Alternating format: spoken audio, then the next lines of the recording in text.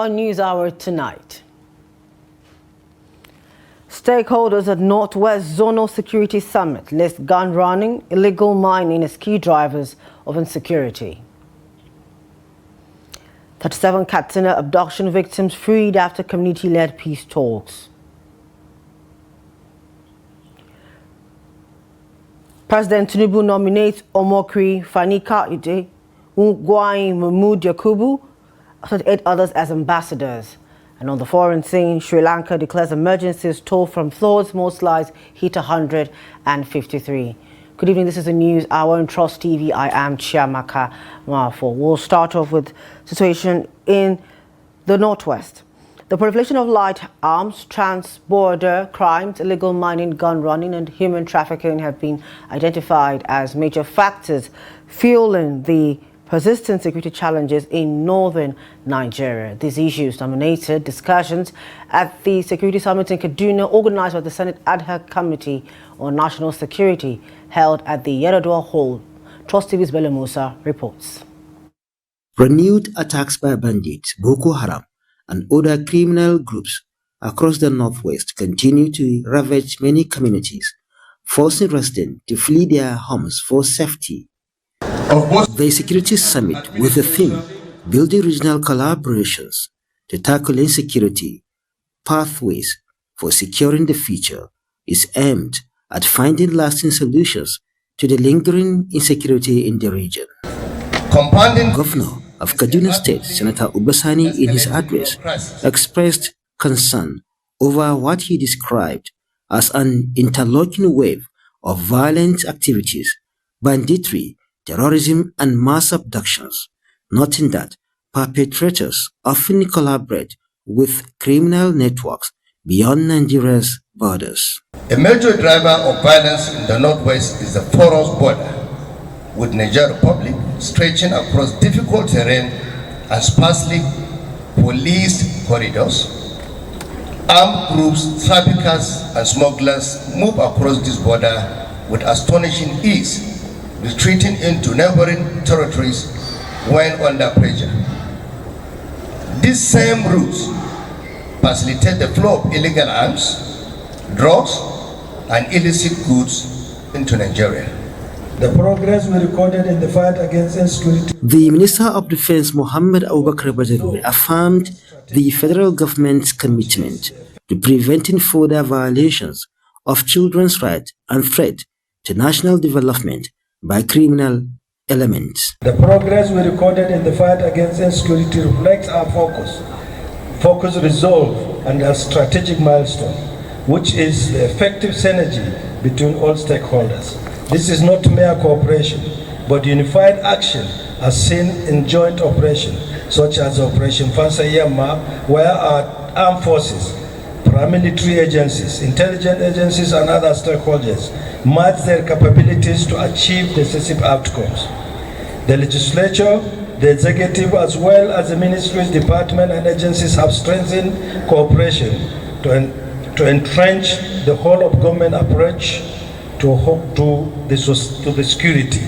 The chairman of the Northwest Zonal Security Summit Committee, Senator Babangida Hussaini, the keynote speaker, Professor Muhammad Kabir, and the representative of the Sultan of Sokoto, Ambassador Unuku Ogume, commended the effort of security agencies and called for intensified action against insecurity in the region. The National Security Summit is carefully planned to reflect the peculiarities of our security challenges, which are profound and complex dimensions. This range from banditry and kidnapping, violent attacks on communities, economic exploitation, ransom for payment. So much we have seen a clear paradigm shift from what it used to be in the last few years, and what it is today. Because now you can move around freely without, having escorts around you, except in certain areas. So Alhamdulillah. But, anything beyond Shika, going to Sokoto, is near impossible. There are exclusionary state-citizens relationship which is failed, weaker border governance across Niger, Benin, and the Sahel corridor, chronic underinvestment in rural infrastructure, climate variability that heightens farmer-herder conflicts. Every Nigerian is now in the combat zone. However, as I said, the military, the members of the armed forces, the police, and other security organizations and intelligence agencies are right at the forefront. But despite these best efforts, despite these endeavors, we still have pains. The country is bleeding. Stakeholders expressed optimism that the summit will produce actionable resolutions to help addressing security across the Northwest. Bello Musa, Trust TV News Kaduna. Bandits have released 37 villagers abducted from Bakuri local government area of Katsina state after weeks of negotiations that led to a peace agreement, a lawmaker, Abdurrahman Kandarawa, has said. Kandarawa, who represents Bakuri constituency in the State House of Assembly, on Friday said that the latest release brought the number of freed villagers to 82. He had earlier disclosed that 45 captives were freed under the same peace arrangement. Speaking to journalists in Katsina, Kandarawa said the villagers held in Sabi local government area of Zamfara state were released without ransom following sustained negotiations with the bandits. Rana mai kamar ta yau nawa ga wata? Yawa 28. We are gathered here today at Farentusi in Faskari local government area for the fulfillment of the promise made by one of the repentant bandits, Isiaku, who called us to receive the remaining 32 captives from Bakwari local government area. This release is part of the ongoing peace deal between the communities and the repentant bandits. I want to sincerely appreciate Isaku Kwashangarwa for his tireless efforts in mediating and championing the immediate release of these victims. At the same time, I urge residents to uphold the conditions of the peace agreement in good faith, acknowledging that the bandits have so far remained committed to the truce. We must also understand that achieving total peace cannot happen overnight. It is a gradual process. Anyone expecting a peace deal without challenges must rethink their expectations. I therefore appeal to the government to do anything and everything possible to strengthen this peace initiative, which remains the best path to sustainable development. The local Fulani communities need hospitals, schools, water supply, and other social amenities so they too can enjoy the dividends of democracy. Mala Isa ya riga ya bayani ya yi shara kwarai kan abin da ya kawo wani al'amari ba nan nake son koma ba. Ni ina son in kalli gaba ne ta yadda wannan al'amari zamu zai dore. Our correspondent in the state, Abdullahi Ahmadi, is joining us via phone to give us an update on the situation in Katsina State. Good evening, Yamadi. Good evening, Chiamaka. Thank you for joining us on News Hour tonight. Now, let's get into the question. According to the report from the member of the State House of Assembly, 82 people so far have been released. With that number, how many more are left to come out of this hold up by the kidnappers or bandits? Well, from what we heard from the local authorities there, and of course the local people around Bakuri, or rather across Bakuri local government, these are the only remaining people with the bandits, and with their release today, there is no any other person in captivity anywhere in Katsina State from Bakuri local government. All right. Do you have an idea of this peace deal, the certain parameters of it? Do you have an idea of what this peace deal entails and what it's about?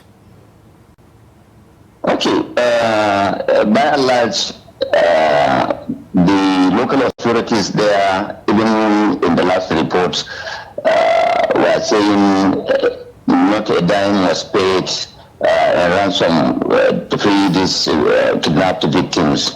But what we were able to gather, or what we gathered from the locals across Bakure local government, especially from the family members of the released victims, they said they paid 350 to 400,000 naira on each of the released victims. And of course, the local authorities there donated, or rather gave tricycles and motorcycles to the repentant bandits in exchange to the released victims. And they also said reliably that the bandits, despite the peace deal, still sneak into communities to steal animals, seize phones, monies, and other valuables.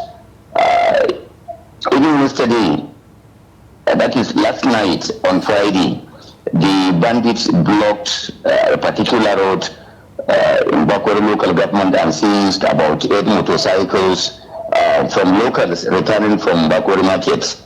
So these are some of the things that are happening there which locals are not happy with them.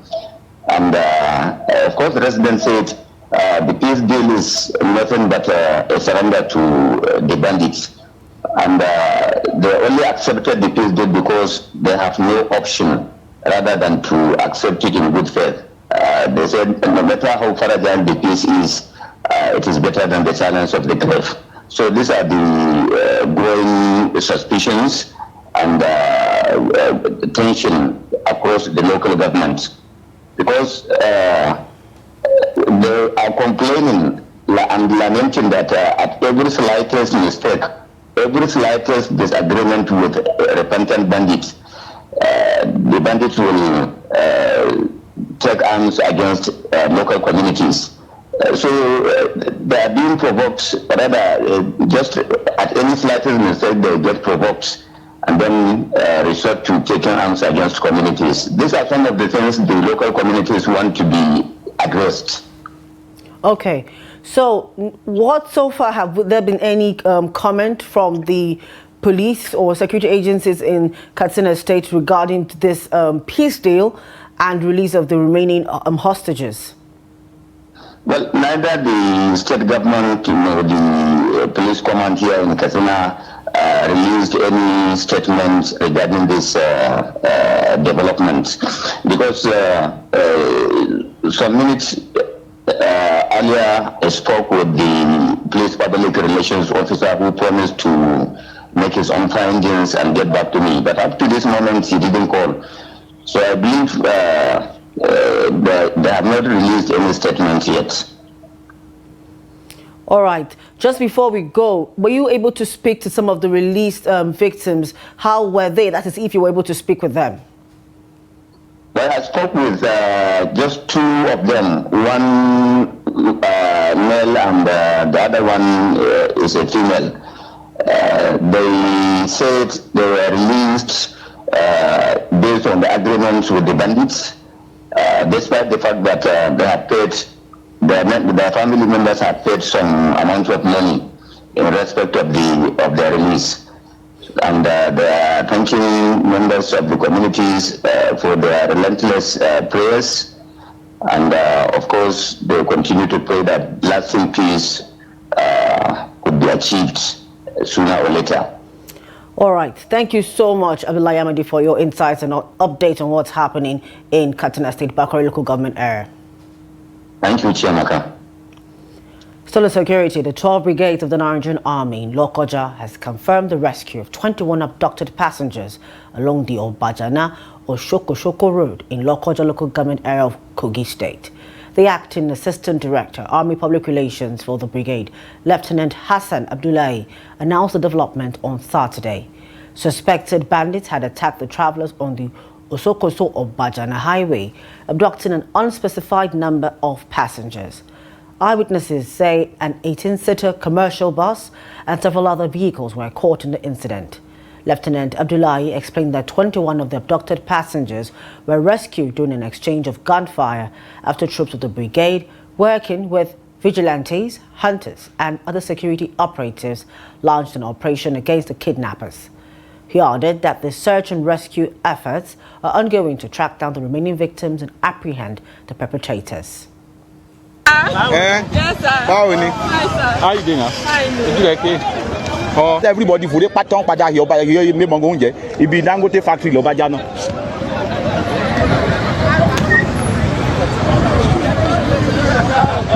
Live.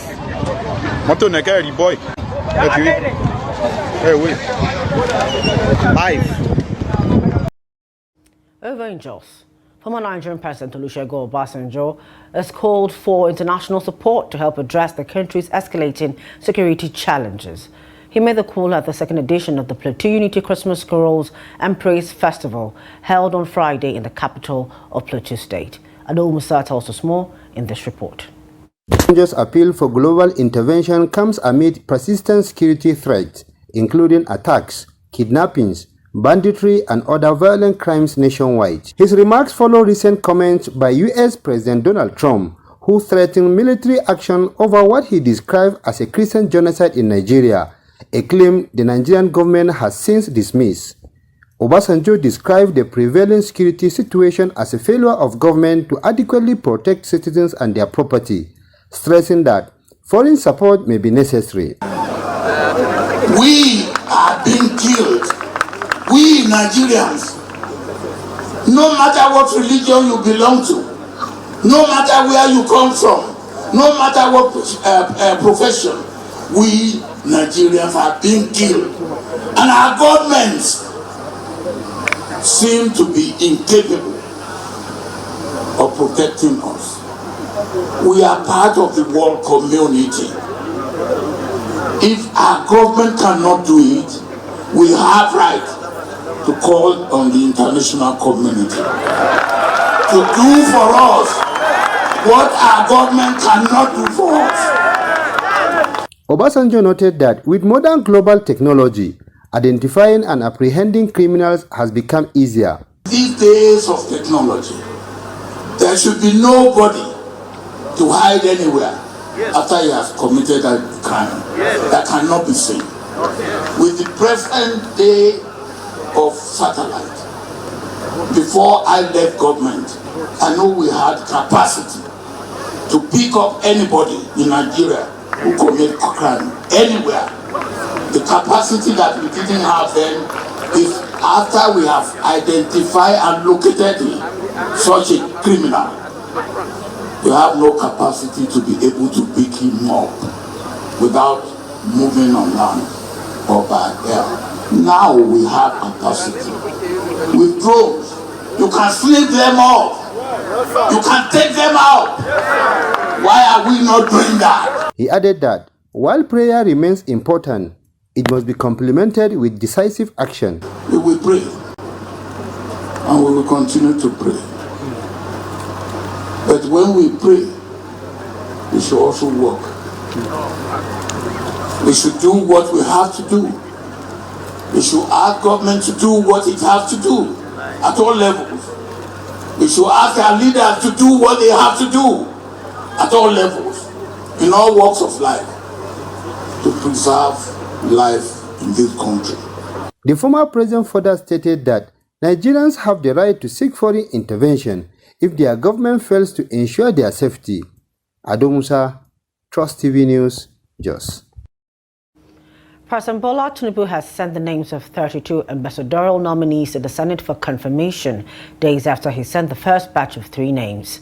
Among them are former chairman of the Independent National Electoral Commission, Mahmood Yakubu, and aide to former President Goodluck Jonathan, Reno Omokri, and former Enugu State Governor, Ifeanyi Ugwuanyi, among others. In 2 separate letters to the Senate President, Godswill Akpabio, President Tinubu asked the Senate to consider and confirm expeditiously 15 nominees as career ambassadors and 17 nominees as non-career ambassadors. According to a statement on Saturday by the Special Advisor to the President on Information and Strategy, Bayo Onanuga, in the statement titled Tinubu nominates 32 additional ambassadors. Onanuga noted that there are 4 women on the career ambassadors list and 6 women on the non-career ambassadors list. Onanuga said more nominees for ambassadorial positions will be announced soon. Saturday's development follows earlier reports that the ambassadorial list will be staggered across countries of importance to Nigerians' foreign policy. Joining us via Zoom to discuss the new ambassadorial list, the public commentator Emmanuel Osameka. Good evening, Osameka. Thank you for joining us on News Hour tonight. Good evening, and thank you for having me. Let's start off with why now? What you make of the timing of this ambassadorial listings? This is almost 3 years since inauguration, and now we're talking about making ambassadors. What do you make of the timing? It's better later than never. Many expected that at least within 6 months of the new administration, we ought to have had ambassadorial, positions filled up. Even if the president was not ready to fill up the entire foreign missions, at least it could have created some level of scaling and appoint the most important embassies or missions where Nigeria really need such levels, like the United States, the UN, United Kingdom, maybe Canada, China, some European countries and such like. But it's better late than never. All right, Osameka. Now, we've seen some names on the list, Renaud Mokri, Ifeanyi Ogwai. Can you hear me? Yes, I could hear you. Can you hear us? We've seen some names on the list. Renaud Mokri, Ifeanyi Ogwai. Yes, I can hear you loud and clear. And for just the former INEC chairman, Mahmoud Yakubu, what do you make of the list so far? The caliber of people on that list, what do you make of it?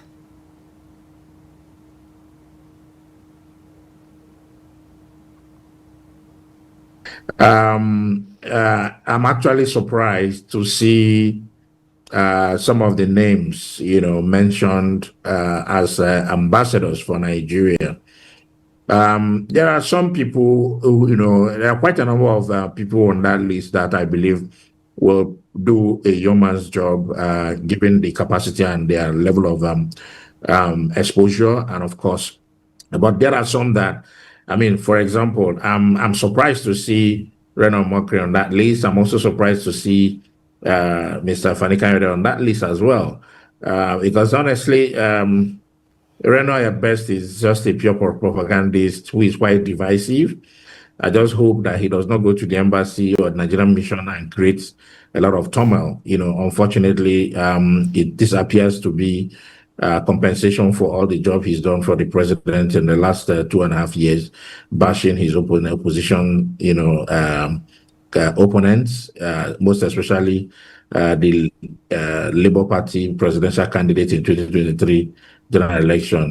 Renaud took it upon himself, or probably he was allotted that slot, to make sure that on a daily basis he bashes with all kinds of misinformation, disinformation, all kinds of lies, and all kinds of propaganda information against, but that's as it may. Mr. Fani, for example, have been a major proponent,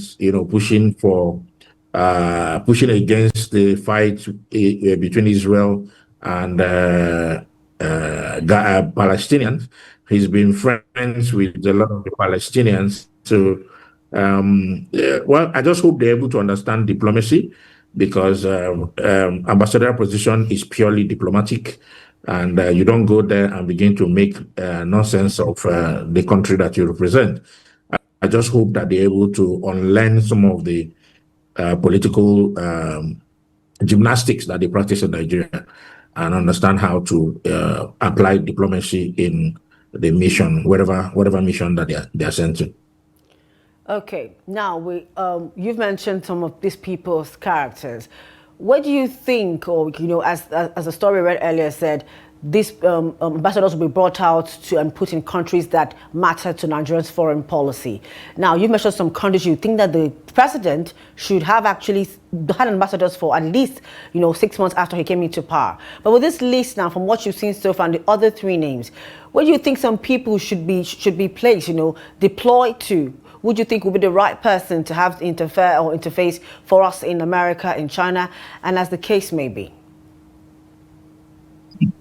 Well, I mean, the president has the power and the constitutional authority to appoint and post, of course, with advice and suggestions from the Minister of Foreign Affairs, and of course, most likely from the I think Attorney General or there, but I'm not quite sure who else is involved, but I know that it's purely a foreign affairs job.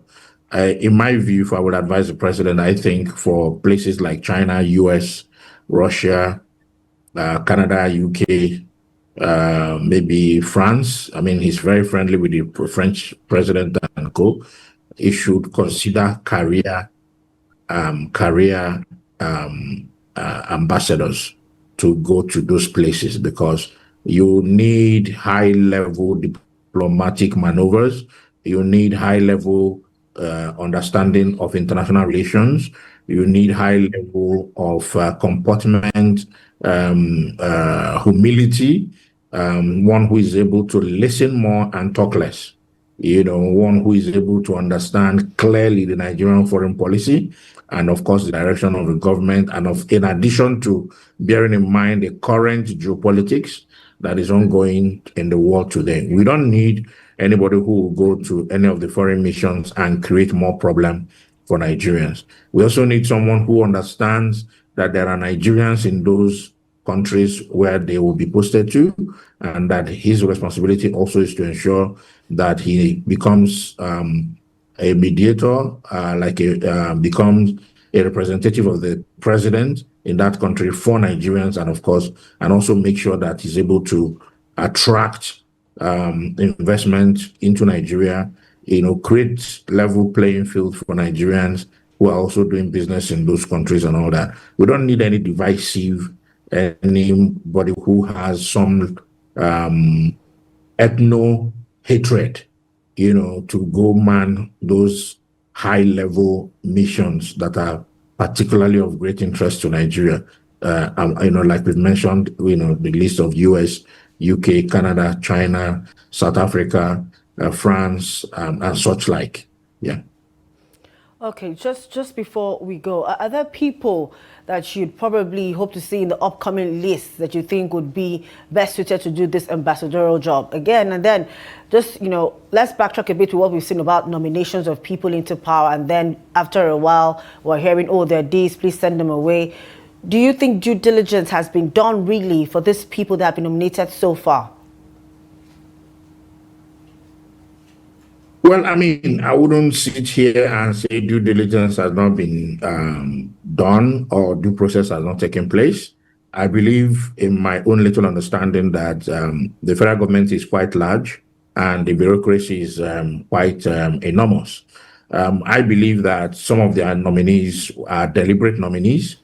Some of them are men and women who stuck their neck out for the president, especially when you count Dr. Kezie Bazu, former governor of Abia State, when you count Ms. Ifeanyi Ugwuanyi, former governor of Enugu State. When you count such people, you will see that these are men who stuck their neck out. I really don't understand the appointment of Professor Mahmoud Yakubu, the former INEC boss. It's yet to be seen. I believe over time there will be more information on the rationale behind giving him a nod to go for ambassadorial position after spending 10 years at the helm of INEC, and of course with the kind of elections that he's conducted in Nigeria, with many people, calling for his head.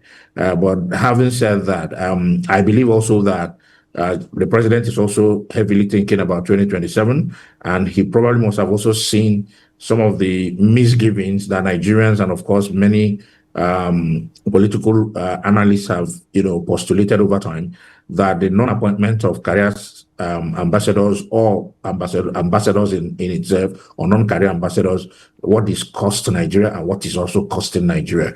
If we had ambassadors in the United States, I believe Nigeria would have had an ample opportunity to make their own case before the CPC declaration was made on Nigeria.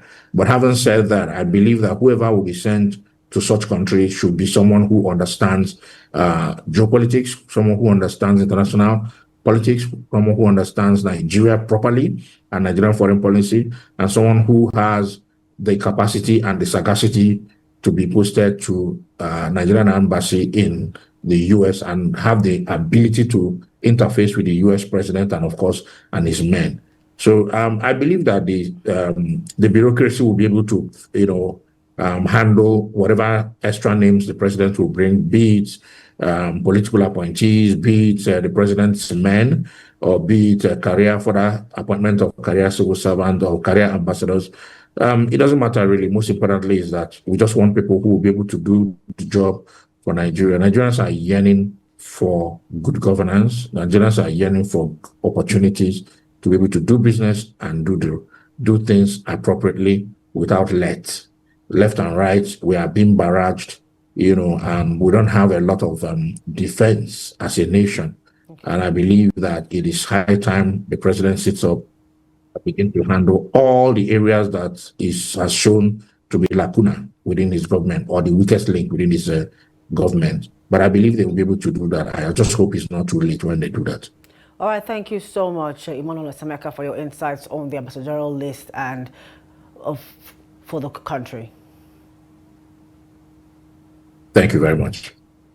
Away from that, the former national chairman of the All Progressives Congress APC and immediate past governor of Kano State, Abdullahi Umar Ganduje, has described the recent call in the Kano State for his arrest over alleged comments relating to the establishment of a militia group as baseless and reckless. In a statement signed by his Chief Press Secretary Edwin Olufo, Ganduje said the call for his arrest is reckless, baseless, and a clear reflection of the Kano State governor's desperation and incompetence. He noted that such an unfounded declaration by the administration of Governor Abba Kabir Yusuf amounts to an abdication of responsibility by a leader who has consistently failed to secure the lives and property of the people of Kano State.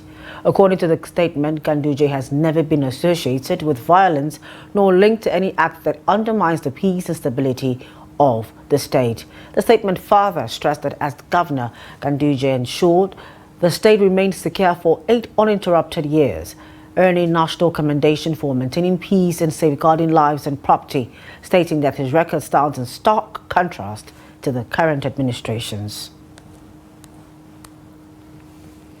The immediate past Attorney General of the Federation and Minister of Justice, Abubakar Malami, SAN, says his engagement with the Economic and Financial Crimes Commission following the Commission's invitation was successful. In a post on his X handle in the early hours of Saturday, Malami said he had been released and given an appointment for further engagement with the anti-graft investigators. Malami added that the truth behind the fabricated allegations against him would continue to unfold. Recall that the EFCC had invited the former minister for questioning over alleged corruption while in office. Malami had earlier stated that he intended to honor the invitation in the interest of accountability and transparency. Following the invitation, the senior lawyer who served under former President Muhammadu Buhari from 2015 to 2023 assured the public of his willingness to appear before the anti-graft agency. You're still on to News Hour on Trust TV. When we return from the break, we take a look at ancestral heritage taking center stage at Unuku Ogume Festival in Delta State. To stay with us, the news returns. Welcome back. Thank you for staying with us. Now a recap of our top stories. We told you that stakeholders at the Northwest Zonal Security Summit list gun running and illegal mining as key drivers of insecurity. We also informed you that 37 Katsina abduction victims have been freed after community-led peace talks. Now to more stories.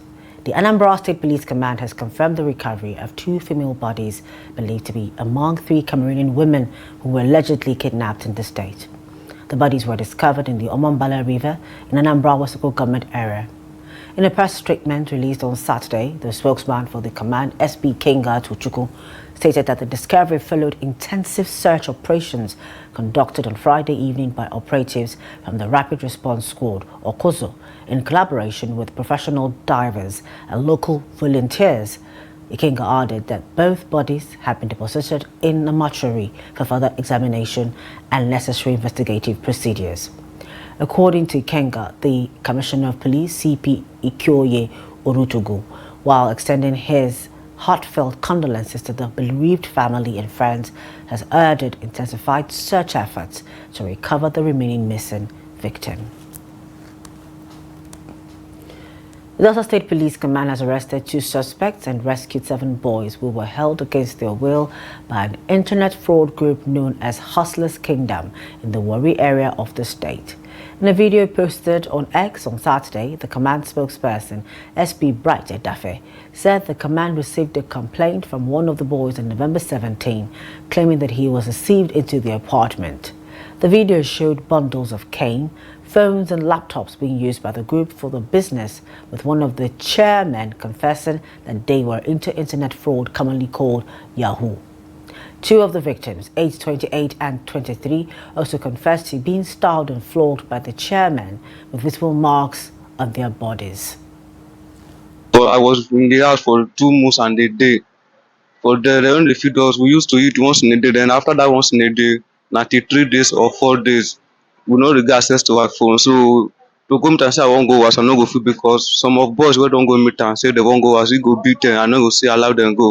Okay. So before I drop, so you meet and say you won't go house, what you got? No, I don't meet them because I don't see people wey don't go meet and you know allow them. Okay, you want come out and make you very wrong. Yes, sir. So how you take manage come out for the house when you fit go tell police say what they happen to you? Now from window and job. Oh, you jump from window? Yeah, upstairs. Okay, you said you jumped from the windows. Now all these marks wey dey your body, how you take get them? Now then they flog us because we never get mama wey dey pay us money. That's because we never get who? Mama wey dey pay us money, that's paying client. What do you mean mama? As a woman wey dey pay us money. Okay, paying client. Yes, sir. So once you not fit pay. Well, we never get that woman wey dey pay us money. Then go to beat us. And the beating go bring the client come? No, sir. All right. How old are you? I'm 22 years. Tell us why they give you this mark for body. Because I never catch client. Because you never catch client. How long you don't stay with them? 1 month, sir. Okay, you still want to stay with them or you want run? No, sir. Since I come after 1 day, I tell them say I want to go back, but I no agree. Where you from come? Benue State. Still in Delta, the ancient community of Ogume in Ndokwa West Local Government area of the state came alive as residents and visitors converged for this year's Unuku Ogume festival. The celebration transformed the town into a vibrant hub of culture, tradition and community spirit, reinforcing the festival's reputation as one of Delta State's most spectacular cultural showcases. Here's more in this report.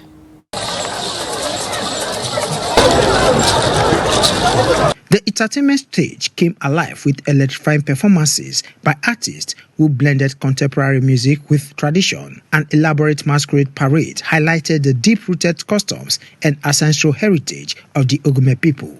Speaking at the event, residents said the Unuku Ogume festival remains a celebration of age-old traditions passed down through generations, traditions that continue to define the community's identity. Culture and our heritage. We met our forefathers doing this today. We decided to celebrate it better than what they have been doing, what we have met. These have been passed on from generation to generation. So we are very happy. It's Unuku Festival 2025.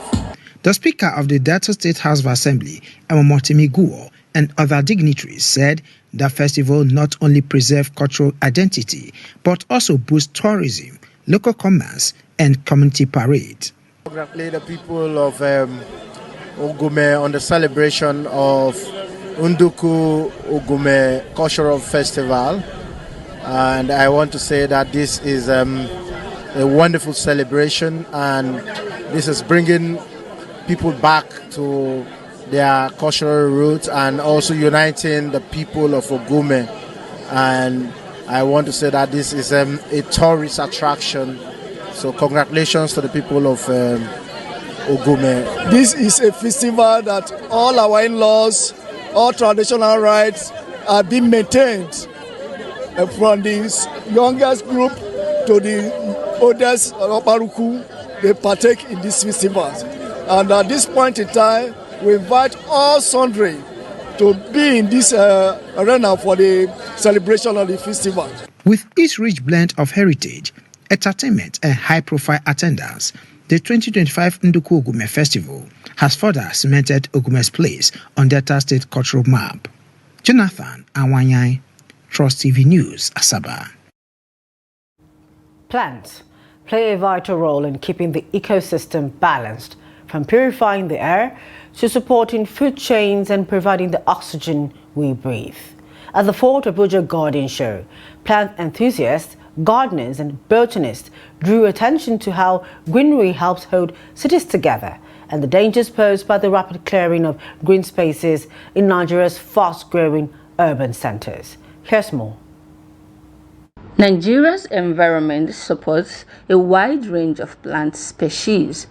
From cactus and sunflower to local orchids, the country's greenery reflects how rich the land is.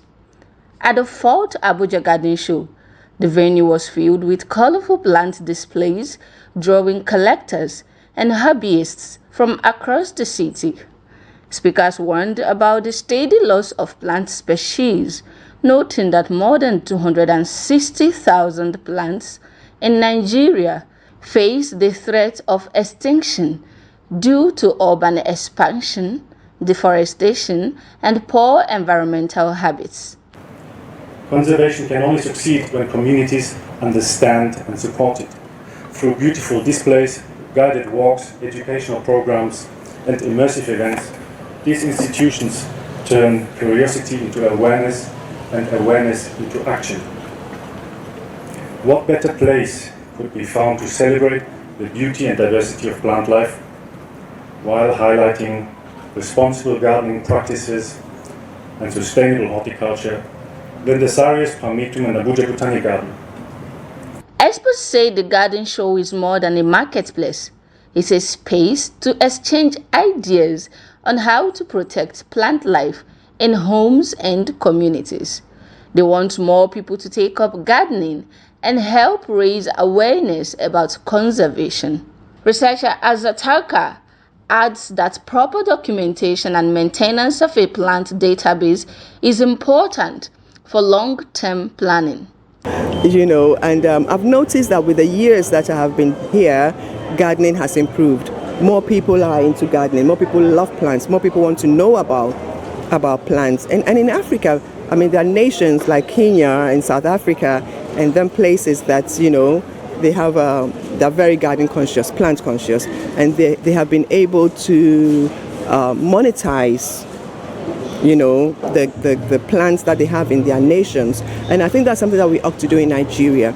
Basically, you know, all these plants haven't been documented formally before, so we're documenting them, labeling them, naming them, so that we can create a database. But then also is keeping an active record of my grandma's work and her legacy, and yeah, just keeping it alive for future generations and for her family and for herself. So not only a garden of plant sellers, it's also a gathering where we exchange ideas, and you know, and people get more knowledge about plants. So, and I believe that, you know, if we can train our youths, you know, to do this work, yes, there's a future for Nigeria, because we have all it takes. Most of the plants that I go out to collect were taken out of this country. Yes, we're taken out of this country. So we go, like the Samania salmon, that is the rain tree. When I was growing up, the rain tree was all over Ikoyi. Now you can't even find one. I have to go to Thailand to go and get the rain tree.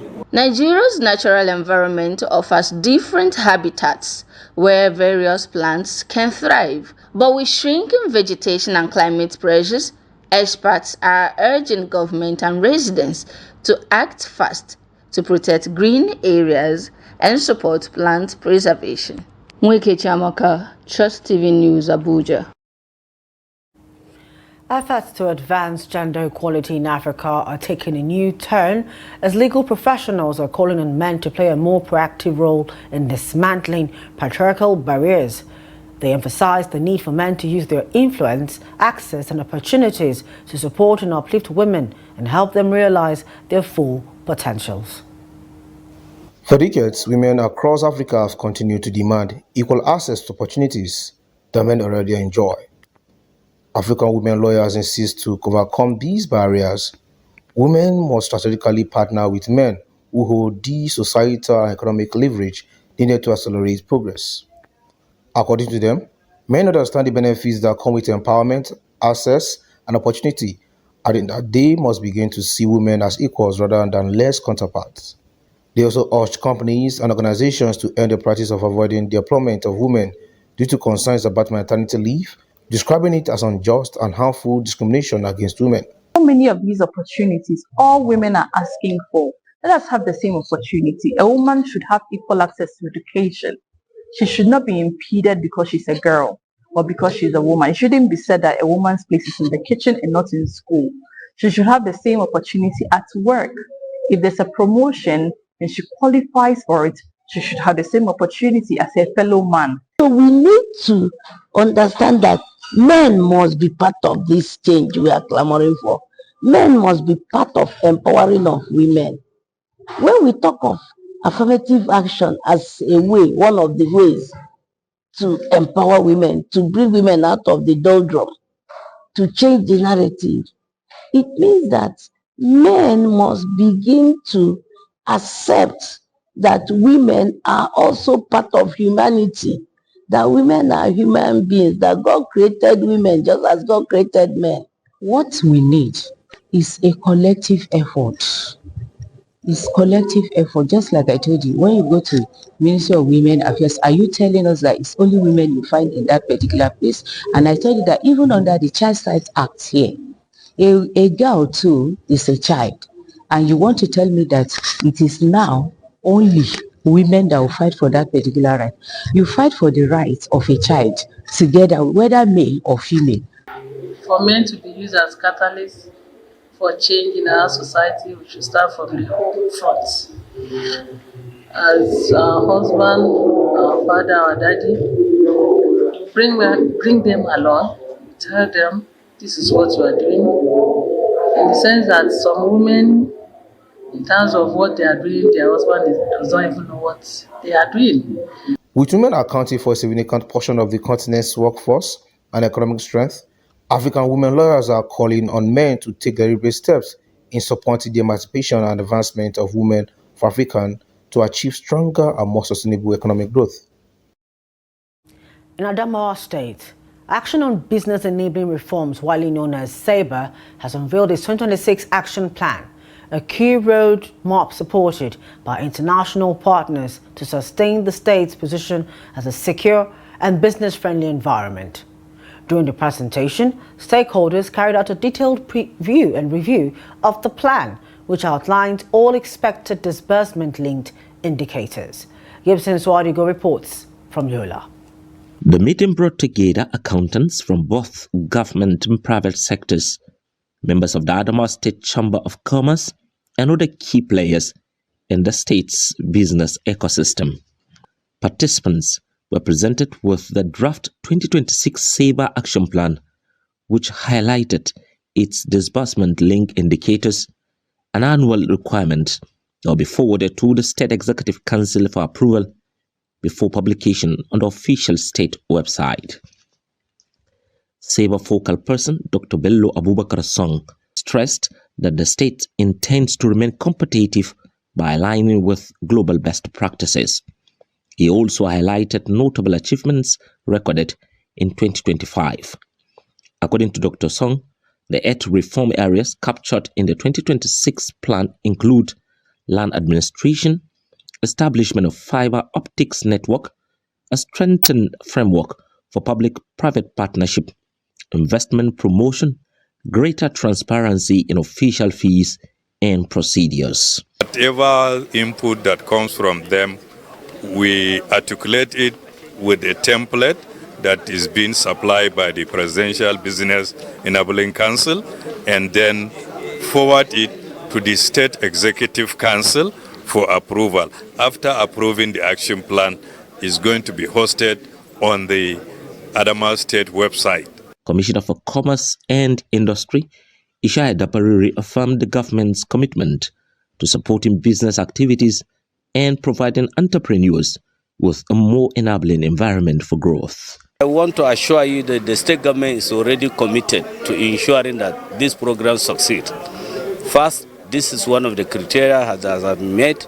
Publication of the accounts will not be a problem, and other requirements that are needed, I want to believe that we'll be able to meet it, because we have a very competent and experienced focal person who has been handling similar program from good governance to SIFTAS and now to SABA. And with a kind of commitment of our governor, who is always supportive in whatever you want to do. Stakeholders from the Chambers of Commerce, the Ministry of Lands and Survey, and the judiciary also expressed confidence in the proposed reforms. Court is moving from the analog to digital and then virtual hearing. This is to enable businessmen attend to their businesses without wasting money on logistics and all that. From the comfort of your business office, you can connect to the courts, you can file complaints online, and then attend virtual hearing. The event provided an avenue for observation, suggestions, questions, and answers, ensuring broad input into the final action plan. Gibson Adugo, Trust TV News, Yola. And the business in Nigeria has been re-elected to the Council of the International Maritime Organization, IMO, after 14 years of absence. The development was announced by President Bola Tinubu's Special Advisor on Information and Strategy, Bayo Ononuga, on Saturday. According to him, Nigeria's re-election into Category C of the IMO Council for the 2026-2027 biennium came during the election that took place at the organization's General Assembly in London on Friday, November 28. President Tinubu has described the re-election to the Council as a strong affirmation of the country's growing maritime influence and its constructive role in global shipping governance. While welcoming Nigeria's success, Tinubu said it reflected the international community's confidence in the nation's commitment to safety, security, environmental stewardship, and rules-based maritime operations. The Nigerian National Petroleum Company Limited, NNPCL, has reported an increase in revenue to 5.08 trillion naira in October 2025 from 4.27 trillion naira recorded in September. The figures are contained in the company's monthly report summary for October 2025. According to the report, profit after tax rose sharply to 447 billion naira in October compared to 216 billion naira in September, while gas production hit 6.997 million standard cubic feet per day in October, up from 6.284 in September. Gas sales reported on an M2 basis climbed to 4,713, a significant increase from 3,443 MMSCF per day recorded in the previous month. Crude oil production experienced a slight drop to 1.58 million barrels of oil per day in October from 1.61 million barrels per day in September. Away from Nigeria, Sri Lanka on Saturday declared a state of emergency and appealed for international assistance as the death toll from floods and mudslides triggered by Cyclone Ditwa rose to 153, with another 191 people missing. The extreme weather system has destroyed more than 20,000 homes, sending 108,000 people to state-run temporary shelters, the Disaster Management Center, DMC, reported. A further 798,000 people required assistance after being temporarily displaced by the floods, DMC spokesman Pradeep Kudipili said. President Anura Kumara invoked emergency powers, granting him sweeping authority to manage the aftermath of the devastation caused by a week of torrential rain across the island. Kodipili confirmed that 153 people had been killed.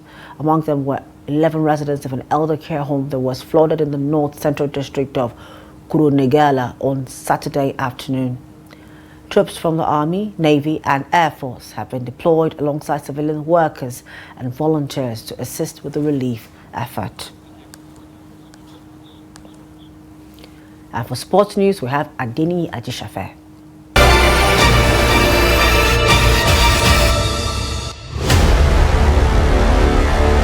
The maiden West African Para Games kicked off in Abeokuta, Ogun State, with the opening ceremony featuring a colorful march past of participating teams and captivating cultural displays, placing Nigeria in the history books as the first host of the games. The nations in their colorful attire displayed their culture and identities to celebrate the beautiful cultures of West Africa. President of the African Paralympic Committee, Samson Dean, declared the games open, thanking Nigerian government and Ogun State government for hosting the historic maiden edition. Afterwards, Team Nigeria amputee football team said the ball rolling, beating Benin Republic in a whitewash result of 11-0 in the opening match at MK Abiola Stadium. Usman Ahmed Tijani led the scoring with 4 goals. Michael Akachi and Daniel Tochukwu each bagged the hat-trick, while Ibrahim Dako added 1 to seal the dominant victory. Nigeria's success in para-sport is a long-standing testimony from para-athletes from winning more laurels for Nigeria than able-bodied athletes in various competitions. That's Sport News. I'm Adeni Ajishafe.